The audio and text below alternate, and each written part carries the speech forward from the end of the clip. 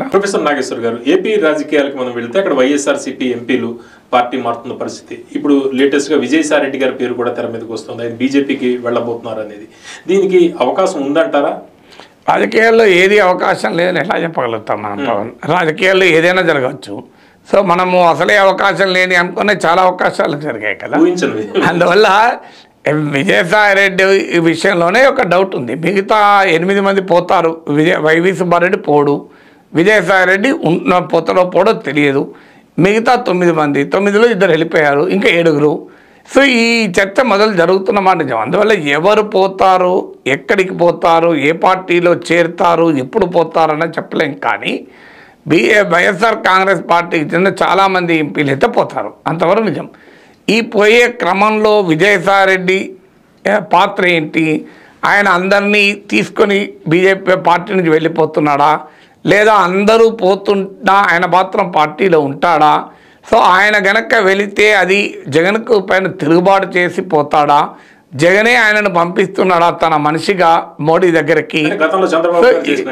ఇలాంటి అనేక రకాల అనుమానాలు మిగిలే ఉన్నాయి. సో విజయసాయి రెడ్డి అడిగి పోవడం వల్ల జరిగే పర్యవసనం ఏంటి? జగన్ పైన కేసులు మరింత బిగుస్తాయా? జగన్ పైన కొత్త కేసులు పెడతారా? విజయసాయి రెడ్డి కూడా చాలా కేసులు A1 A2లుగానే ఉన్నారు కనుక విజయసాయి రెడ్డి రిలీఫ్ దొరుకుతుందా? ఇవన్నీ యాజ్ ఆఫ్ టుడే ప్రశ్నలే. అందువల్ల విజయసాయి రెడ్డి వెళ్తాడా వెళ్ళడా తేలాలి. వెళితే ఆయన వెళ్ళడం వల్ల జగన్కు జరిగిన పరిణామాలు చూడాలి. అప్పుడు మనకు జగన్ తరఫున వెళ్ళాడా, జగన్ పైన పోరాడి వెళ్ళాడా తెలుస్తుంది. బట్ విజయసాయి రెడ్డి విషయంలో మాత్రం ఇంకా క్లారిటీ లేదన్నది నిజం. 2019 ఎన్నికల్లో టీడీపీ అధికారం కోల్పోయినప్పుడు టీడీపీ ముఖ్య నేతలందరూ కూడా ఎంపీలు, రాజ్యసభ సభ్యులు వీళ్ళందరూ కూడా బీజేపీలోకి వెళ్ళారు. అంటే సీఎం రమేష్ కావచ్చు, టీజీ వెంకటేష్ ఇలాంటి వాళ్ళంతా సేమ్ అదే ఇప్పుడు పునరావృతం అవుతుంది అనుకోవచ్చా? ఎందుకంటే వాళ్ళందరూ అప్పట్లో విధేయులు చంద్రబాబు గారికి, వాళ్ళు పార్టీ మారారు. దాని వెనకాల చంద్రబాబు గారి హస్తం కూడా ఉంది అనేది, చంద్రబాబు హస్తం ఉంది అనేది ఒక ఆరోపణ. అది ఎంత నిజమో తెలియదు. భారతీయ జనతా పార్టీకి ఆ రోజుల్లో ఎంపీల అవసరం ఉన్నది కూడా నిజం.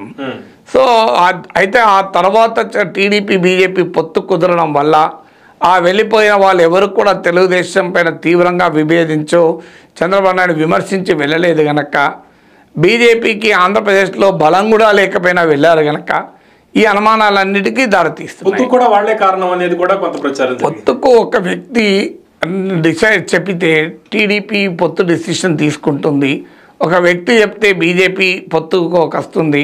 అంటే సీఎం రమేష్ లేకుంటే సుజనా చౌదరి చెబితే భారతీయ జనతా పార్టీ నిర్ణయాలు తీసుకుంటుందా? ఫెసిలిటేటర్లుగా ఉంటే ఉండవచ్చు, పరిచయాలు ఉన్నప్పుడు, అటు ఇటు ఉభయలకు బాగా సన్నిహితంగా ఉన్నప్పుడు ఏదో లయజన్ కొరకు, ఐస్ బ్రేకింగ్ కొరకు ఉంటే ఉండవచ్చు. కానీ భారతీయ జనతా పార్టీ లాంటి పార్టీ తమ రాష్ట్ర నాయకులు చెప్తేనే నిర్ణయాలు తీసుకోవచ్చు. అంత సెంట్రలైజ్డ్ పార్టీ. కిషన్ రెడ్డి, బండి సంజయ్ చెప్పినట్టే బీజేపీ జాతీయ నాయకత్వం ఉంటుందా? సో అందువల్ల మన బీజేపీ జాతీయ నాయకత్వం చాలా తక్కువ అంచనా వేయడం. సో సీఎం రమేష్ ఇన్ఫ్లుయెన్స్ చేస్తానో, సుజనా చౌదరి ఇన్ఫ్లుయెన్స్ చేస్తానో బీజేపీ లాంటి పార్టీ పొత్తులపై నిర్ణయం తీసుకుంటుంది అనుకుంటే బీజేపీ పట్ల అవగాహన లేని మాటలు. ఫెసిలిటేటర్ రోలు ఒకవేళ బీజేపీ పొత్తు పెట్టుకోవాలనుకుంటే అప్పుడు ఏమైనా ఫెసిలిటేటర్ పాత్ర పోషిస్తాడు. కానీ బీజేపీ జాతీయ నాయకత్వం నిర్ణయాల్ని ఎవరో ఒక్కరో ఇద్దరు, వీళ్ళిద్దరే కాదు, పార్టీలో సోమవీర్ రాజు, విష్ణు కుమార్ రాజు, ఖమ్మంపాటి హరిబాబు వీళ్ళు కూడా ఇన్ఫ్లుయెన్స్ చేస్తారనుకోను. భారతీయ జనతా పార్టీ అనేది ఒక పెద్ద పార్టీ, దానికో పద్ధతి, పార్లమెంటరీ బోర్డు, దానికో నాయకత్వము, RSS నేపథ్యము, చాలా ఫ్యాక్టర్స్ ఉంటాయి. అందువల్ల బీజేపీ రాజకీయ వ్యూహాలు బీజేపీ ఉంటాయి. వ్యక్తులు చెప్తే బీజేపీ రాజకీయ నిర్ణయాలు తీసుకుంటుందని నేను